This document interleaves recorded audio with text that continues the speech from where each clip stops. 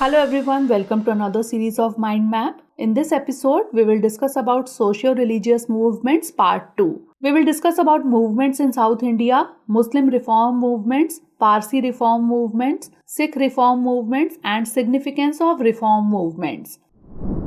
So first of all, let's discuss about the movements in South India. First is Ved Samaj. The impact of Brahmo Samaj led to the foundation of Ved Samaj in 1864 in Madras by K. Sridharalu Naidu. It advocated against caste discrimination, child marriage and polygamy. It also promoted women education, widow remarriage and socio-economic equality. Next is Sri Narayan Guru Dharma Paripalana, that is SNDP movement. It was a regional movement which emerged due to conflict between the lower and upper caste. Sri Narayan Guru started this movement among the Ezhavas of Kerala. The Ezhavas were considered untouchables and were denied education and entry into temples. The SNDP Yogam took up several issues for Ezhavas, which include access to road, temples and public schools and political representation. Self-respect movement. E.V. Ramaswamy Naikar founded the self-respect movement in 1925.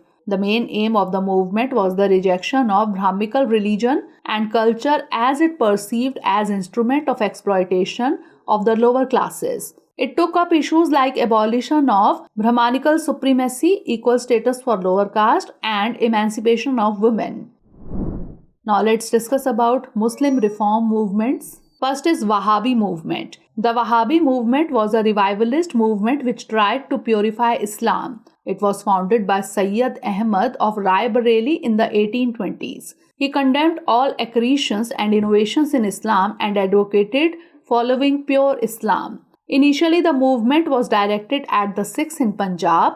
Later, it was directed against the British. During the revolt of 1857, the Wahhabis played an important role in spreading anti-British feelings. Later, the movement was suppressed by the British. Next is Farazi movement. Farazi movement was the 19th century religious reform movement launched by Haji Shariatullah. The movement became very popular among the Muslim peasantry in Bengal. It aimed at eradicating the social innovation and un-Islamic practices. The movement was also concerned with the British influence on the Muslims and a call for justice was raised. Next is Ahmadiyya movement. The Ahmadiyya movement was founded by Mirza Ghulam Ahmad in 1889. It was based on liberal principles and promoted the idea of universal religion of all humanity. The Ahmadiyyas opposed jihad and sacred war against the non-Muslims. The movement stressed on spreading Western education and started a network of schools and colleges. Next is Aligarh movement. The Aligarh movement was started by Sir Syed Ahmad Khan.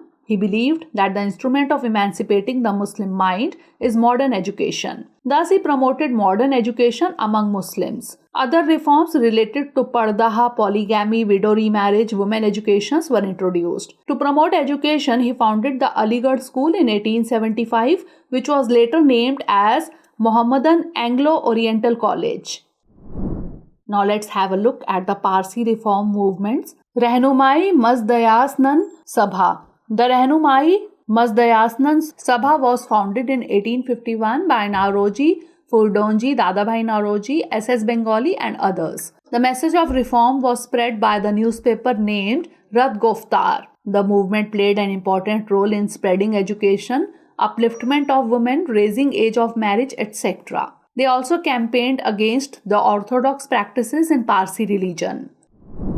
Sikh reform movement, Nirankari movement. This movement was founded in 1840s by Baba Dayal Das, who emphasized the worship of God as Nirankar, that means formless God. The Nirankaris set up chain of worship centers and emphasized on elimination of practices like drinking, lying, cheating, eating meat, etc. The Nirankaris started a movement against the dogmas, rituals and practices which has crept into Sikhism. Next is Singh Sabha. This movement was founded by Thakur Singh, Sandhwalia and Gyan Singh in 1873. Its main objective was to counter the activities of Christian missionaries as well as the Hindu influence. It also wanted to introduce modern education within the Sikh community. For that purpose, a chain of Khalsa schools were established across Punjab. Gurudwara movement. The Gurudwara movement is also known as the Akali movement. The main aim of this movement was to liberate the Sikh Gurudwaras from the control of corrupt Udasi Mahant. The Akalis launched a non-violent satyagraha in 1921. The government was forced to pass the Sikh Gurudwara Act